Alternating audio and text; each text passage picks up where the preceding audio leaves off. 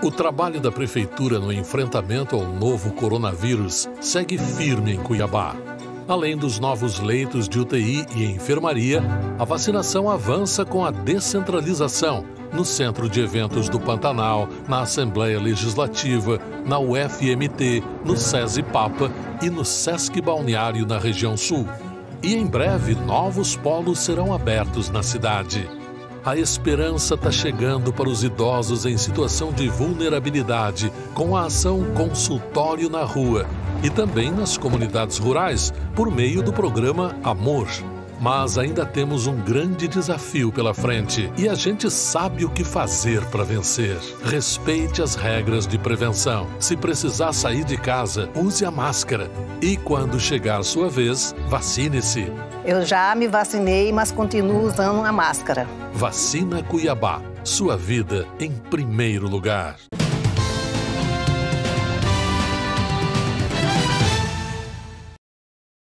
Nós estamos iniciando essa live com o Procurador da República do Ministério Público Federal de Mato Grosso para falar um pouco sobre a violação do usufruto de territórios indígenas que consta de um texto de uma instrução normativa conjunta entre o IBAMA e a FUNAI. O Ministério Público Federal até, inclusive, está considerando, sugeriu a alteração desse texto, né? Hoje participa conosco a Andressa Barbosa, a nossa repórter de política do site RD News. Andressa, bem-vinda. Procurador, bem-vindo.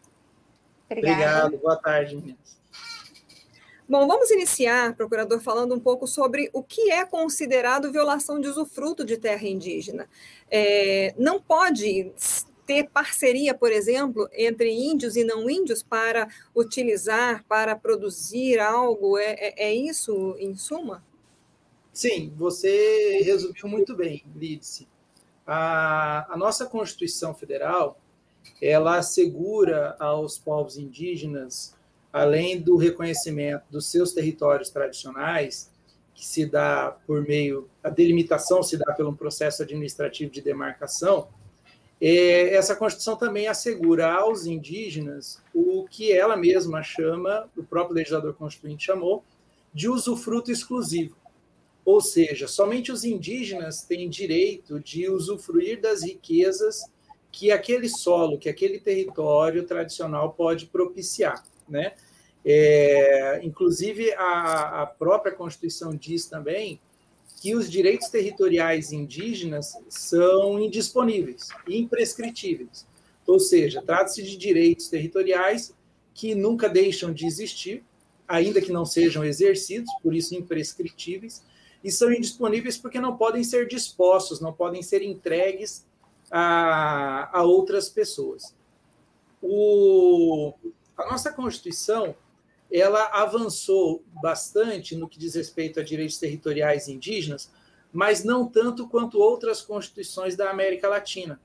A gente vê que em muitos estados da América do Sul, principalmente, foram reconhecidos os territórios tradicionais indígenas nos últimos 50 anos, mas além disso foi reconhecida a propriedade desses territórios pelos indígenas, em alguns países, inclusive, a autonomia como entes federados, equivalente a entes federados, como se fossem os nossos estados aqui no Brasil. O Brasil não, a redemocratização pela qual nós passamos, ela provocou avanços, mas, digamos, com o freio de mão meio puxado. Então, foram reconhecidos os direitos territoriais indígenas, de natureza originária, né, imprescritíveis, mas a propriedade dos imóveis, ou seja, quem é dono da terra é a União. Por que eu disse isso? Porque, ao prever o usufruto exclusivo das comunidades indígenas e a propriedade da União, a Constituição estabeleceu uma série de regras específicas para esses territórios, que foram detalhadas em legislações infraconstitucionais, em leis, e eu cito duas aqui para responder a sua pergunta.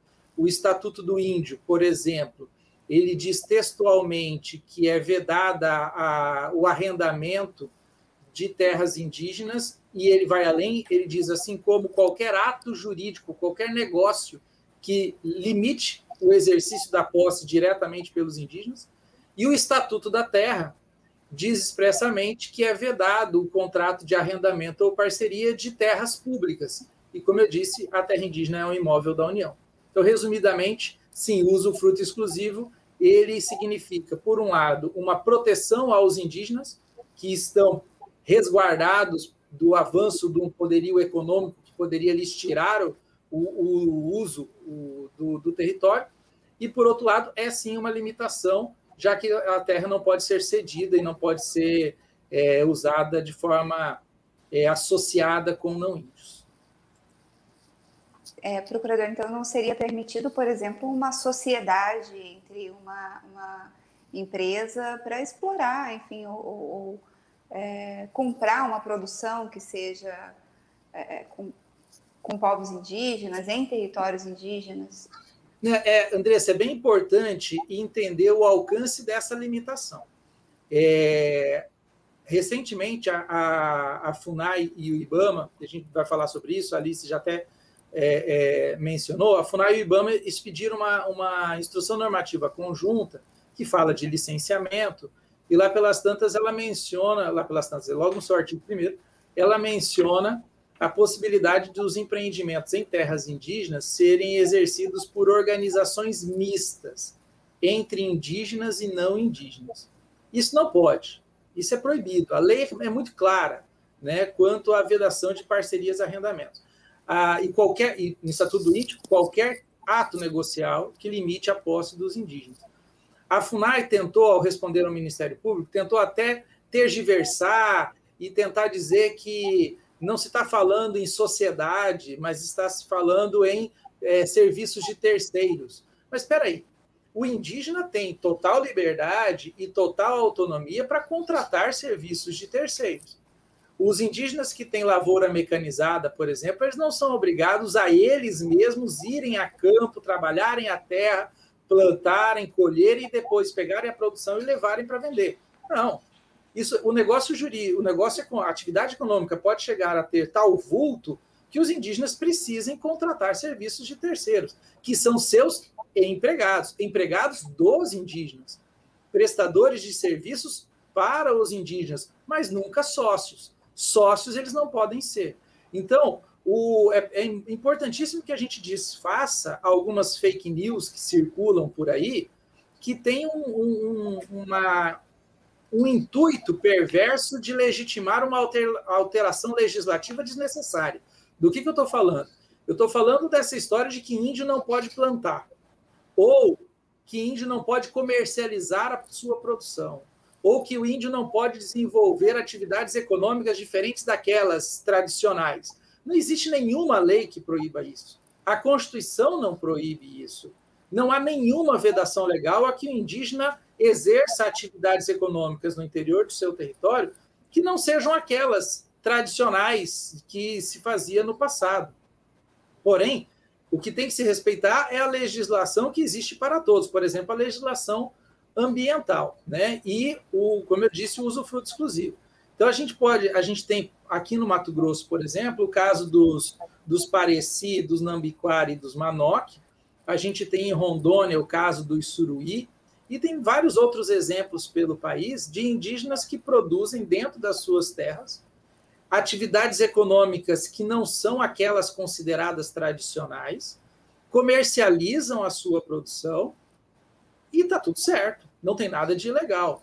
O que não pode é o arrendamento ou a parceria. Daí que eu digo que é fake news, porque a bancada ruralista e aqueles agentes econômicos que estão no entorno das terras indígenas, interessados em entrar para dentro do território e produzir ali dentro, o que eles fazem? Eles divulgam uma narrativa de que é preciso mudar a legislação, que o índio está amarrado, que o índio não pode prender. Não precisa alterar legislação nenhuma.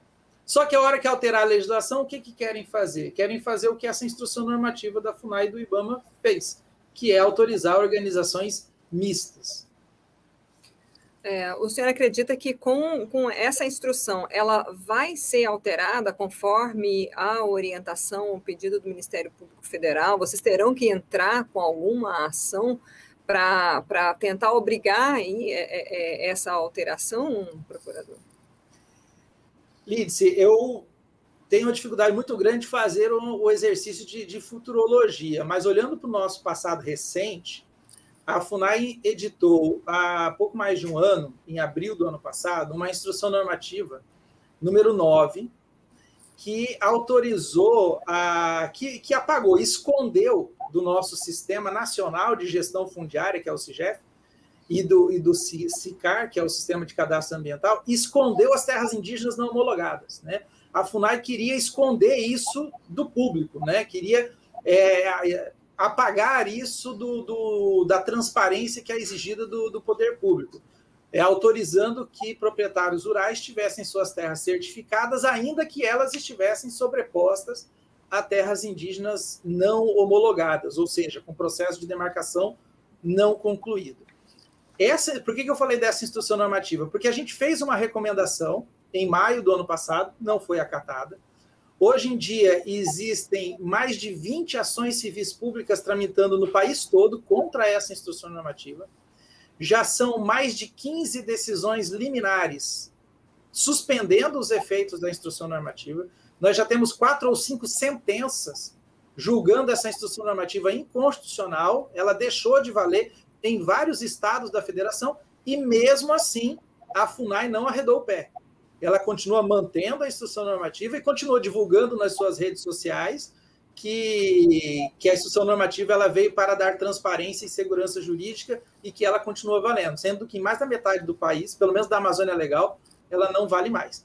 Então, se a gente pegar esse caso, esse exemplo aí da instrução normativa número 9, eu tenderia a achar que a recomendação que o MPF fez não vai ser acatada. Mas, ao mesmo tempo que eu não faço exercícios de futurologia, eu só olho para o passado, eu sou um cara esperançoso, né? Esperançoso no bom senso dos administradores, porque é evidente a inconstitucionalidade da instrução normativa e a gente não pede, a recomendação do MPF não foi para a suspensão dela inteira, nem para sua revogação.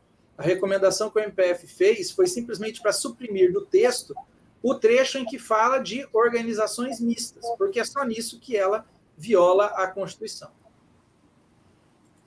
Procurador, muito se fala, né, quando o Ministério Público atua dessa forma, né, ali até impedindo uma sociedade, né, que o Ministério Público estaria aí sendo uma pedra no sapato da produção indígena, atrapalhando o desenvolvimento dessas pessoas que muitas vezes estão até em uma situação de miserabilidade, né, escassez de recursos naturais, são povos que dependem dos recursos da floresta, não só para sua sobrevivência imaterial, cultural, mas física. Como o senhor vê essas críticas? E é possível uma produção indígena, né, que proporcione sustentabilidade? Qual que é o desafio hoje para que indígenas possam comercializar seus produtos, suas produções? Esse tipo de raciocínio é quase que um raciocínio miliciano, Andressa. Porque é como eu dizer que se eu combater a milícia nas favelas do Rio de Janeiro, que propicia energia, gatunete e segurança para aquelas comunidades, eu estaria vedando um conforto para aquelas comunidades que estão ali sendo vítimas das milícias, né? E o raciocínio é muito semelhante, né? O Estado, aonde o Estado não chegou, a FUNAI e o IBAMA querem entregar as terras indígenas para o agronegócio. E aí a gente pode dizer, respondendo muito pontualmente a sua pergunta, é possível que os indígenas produzam sem essa parceria, sem o arrendamento, sem o apoio direto do setor privado do agronegócio? Os parecis estão fazendo isso. O Suruí em Rondônia, eu acho interessante que a FUNAI e o IBAMA, principalmente a FUNAI, eles mencionam muito o caso dos parecis aqui do Mato Grosso, que durante muito tempo arrendaram suas terras. Mas você não vê nas propagandas da FUNAI o caso do Suruí de Rondônia, onde vive o cacique Samuel, que gravou um vídeo para mim dizendo que ele era contrário a essa instrução normativa que previa essas tais de organizações mistas. Os Suruí exportam o seu café para a Europa. O café suruí já foi premiado na Suécia. Eu não sei se chegou a ser firmado, mas houve negociações da Três Corações que ela queria exclusividade na aquisição do café suruí por enxergar naquele produto um grande mercado. E como é que os suruí fazem? Eles têm outros cafezeiros parceiros ali? Não. Os suruí tiveram o apoio da prefeitura do município e do órgão de assistência rural do estado de Rondônia. Então, aonde o poder público está presente, dando o apoio necessário, dando o crédito necessário à assistência, não precisa dessa parceria. Não precisa entregar de mão beijada para quem quer explorar os indígenas. E o caso dos Pareci é sintomático. Os Pareci produziam em sistemas de arrendamento e parceria até 2018, salvo engano. Posso estar equivocado nas datas, mas é muito próximo disso. E eles ficavam com 10% da produção. Hoje eles ficam com 100%. A FUNAI está incentivando, neste exato momento, um programa com os Chavante, da terra indígena Sangradouro, de produção de arroz. Eu não tenho conhecimento, não está fora da minha circunscrição, mas houve um evento no sábado em que foi mencionado que esse programa com incentivo da FUNAI, os indígenas ficam com 20% da produção e os parceiros com 80%. Esse tipo de parceria não é bem-vindo aos indígenas. Esse tipo de parceria não é do interesse dos indígenas. Existe... Justamente, era esse o tema. Vou resumir. Falta apoio, e aí eu falo de apoio, meu pai é da Agraer, meu pai se aposenta esse ano com 75 anos, viveu mais tempo da vida trabalhando na assistência rural do que fora dela, que é o equivalente à Empaer aqui do Mato Grosso, né? Até lá no Mato Grosso do Sul chamou Empaer durante um bom tempo, na minha infância chamava Empaer. E eu conheço a importância da assistência rural para o pequeno produtor, pequeno e grande produtor. Então, falta essa assistência que os indígenas não têm. Tem um termo a FUNAI acabou de firmar um termo de cooperação com a Embrapa. Por que a FUNAI firmou esse termo de cooperação com a Embrapa? Porque o MPF insistiu.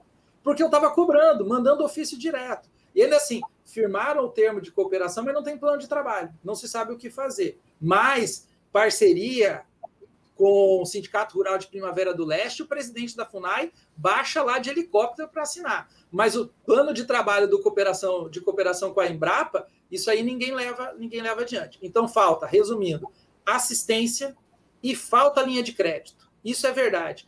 Os indígenas, eles não são os titulares do domínio, como eu falei no início, eles não podem dar a terra em garantia, né? Então eles precisam de linha de crédito. Ah, mas peraí, como é que eles vão ter linha de crédito se eles não têm um imóvel para dar em garantia? Os assentados da reforma agrária, logo que eles recebem os lotes, eles também não são donos.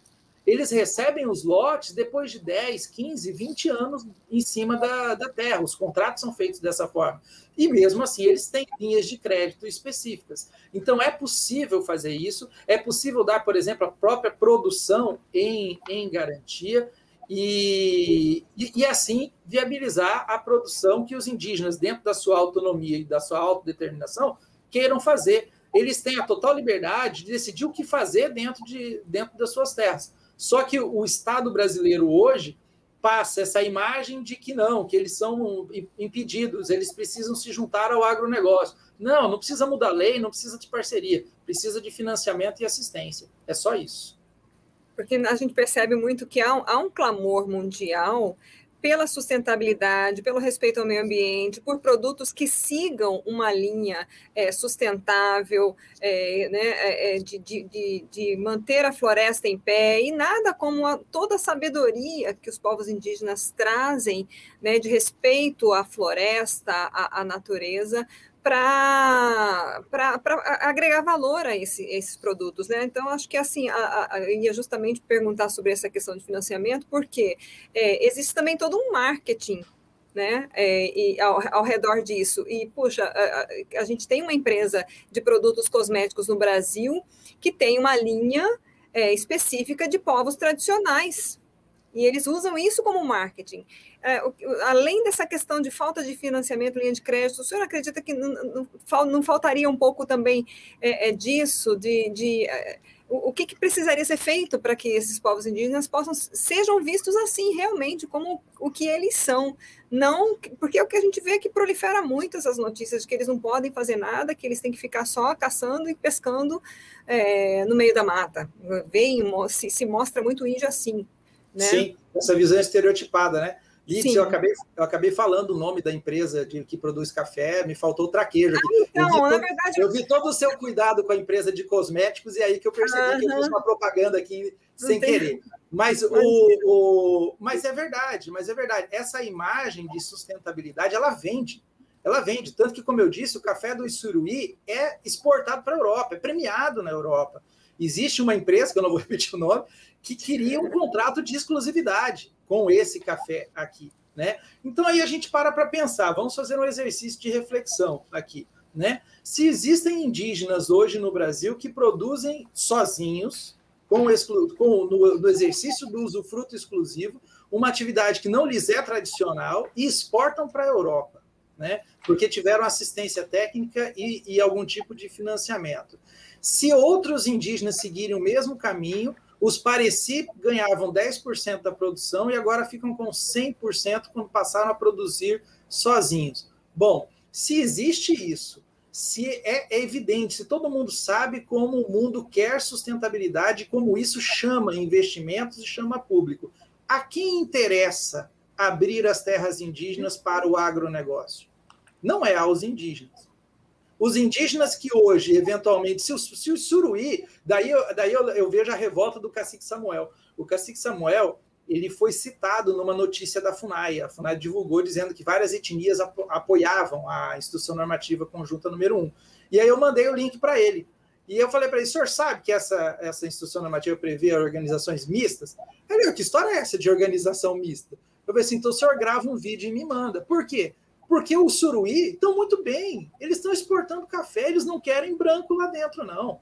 Então, o que falta é apoio de verdade, financiamento de verdade. Isso tudo, como você resumiu muito bem, de todo esse chamariz, é interessante para o mercado, esse tipo de produto, né? Então, isso nos faz pensar quem realmente interessa essa política indigenista hoje no Brasil. O senhor não acha que essa pressão para que o indígena se insira de alguma forma numa economia ocidental, ela também não passa por um racismo institucionalizado, né, no país, uma visão às vezes como se para ser aceito é preciso participar dessa forma de sociedade, não passa também por essa discussão aí racial? Em duas vertentes, Andressa, isso acontece. Tanto para aqueles que não querem desenvolver nenhum tipo de atividade econômica não tradicional e querem manter um modo de vida mais tradicional, quanto para aqueles que querem e por quererem são taxados de não serem mais índios, né? É o índio de iPhone, é o índio de Hilux, que disse que por isso ele não é mais índio. Bom, o meu pai, de quem eu falei agora há pouco, é gaúcho e não anda mais de bombacha, apesar de tomar chimarrão todos os dias, às vezes mais de uma vez por dia. E o indígena que anda de Hilux e usa o celular, um smartphone, continua sendo índio do mesmo jeito. Ele tem o direito de definir as suas próprias prioridades e o seu modo de desenvolvimento. E tudo isso vem, essa visão estereotipada, vem exatamente permeada desse racismo que a Andressa mencionou. E é um racismo ainda mais perverso, porque, da mesma forma que há pressão para que os indígenas que querem um modo de vida mais tradicional, que se ocidentalizem, né, que passem a desenvolver atividades como das sociedades envolventes, como há também o racismo para aqueles indígenas que fizeram isso e que não mais são vistos como índios. Então, eles ficam lá entre a cruz e a espada, porque ou eles se ocidentalizam e aí deixam de ser índios, ou eles mantêm um modo de vida tradicional e aí são taxados de primitivos e daí para frente. Então, não se tem para onde correr, já que não há respeito à diferença no Brasil. Nós já temos aí mais de 20 minutos, quase 25 minutos de live, e a gente sabe que o assunto é bastante complexo, né? Mas a gente já vamos começar a partir para os minutos finais.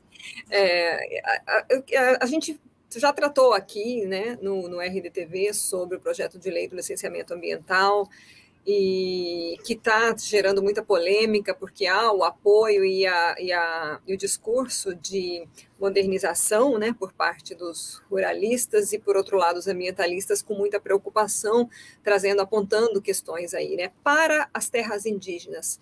O que o senhor poderia apontar em relação a esse projeto de lei que está em tramitação aí no Congresso Nacional, procurador?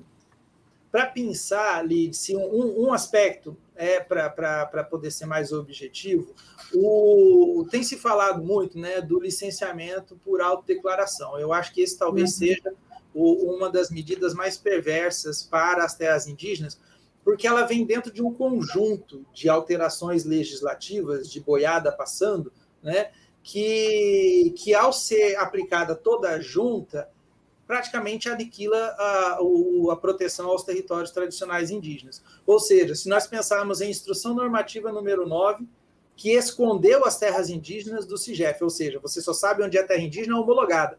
A que não é homologada, você não sabe onde está. E depois você vem com essa Instrução Normativa Conjunta número 1, que permite empreendimentos de índios e não índios dentro dos territórios. E finaliza com um licenciamento por autodeclaração. Aí acabou. Aí você não sabe aonde está o empreendimento, você não sabe quem faz ele e você não tem uma fiscalização mais presente, porque ele é feito por autodeclaração.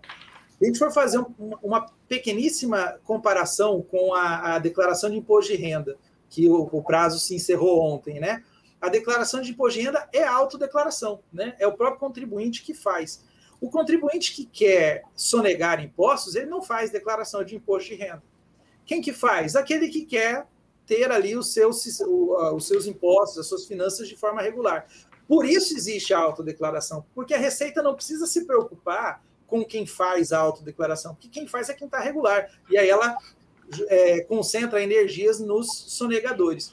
Com o licenciamento vai ser exatamente o oposto, porque quem vai fazer o autolicenciamento vai ser aquele que está com organização indígena mista e dentro da terra indígena, e que não vai fazer processo de consulta e que não vai seguir a legislação ambiental. Então, eu acho que esse é hoje o maior perigo que sofrem os territórios com a nova lei de licenciamento. Tem uma questão que eu queria trazer, eu sei que ela foge um pouquinho, né, da sua competência enquanto no ofício indígena, que foi um fato assim, trágico, né? O Gefron se viu ali envolvido na morte de 4 pessoas da etnia Chiquitano, na fronteira de Cáceres com a Bolívia.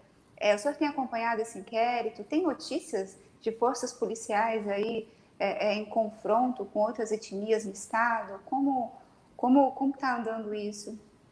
Esse procedimento ele é da atribuição do MPF em Cáceres, né? Eu sei que ele continua sendo investigado por lá. Eu sei que a Defensoria Pública da União, representando as vítimas, né, os familiares das vítimas, têm participado também do processo, e, de fato, é uma situação extremamente complicada.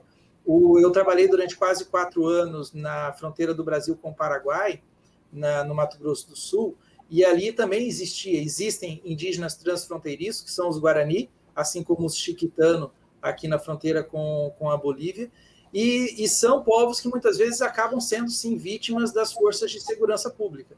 Acontecia muito isso lá no Cone Sul do Mato Grosso do Sul, e pelo que tudo indica, é o que tem acontecido também aqui no Mato Grosso.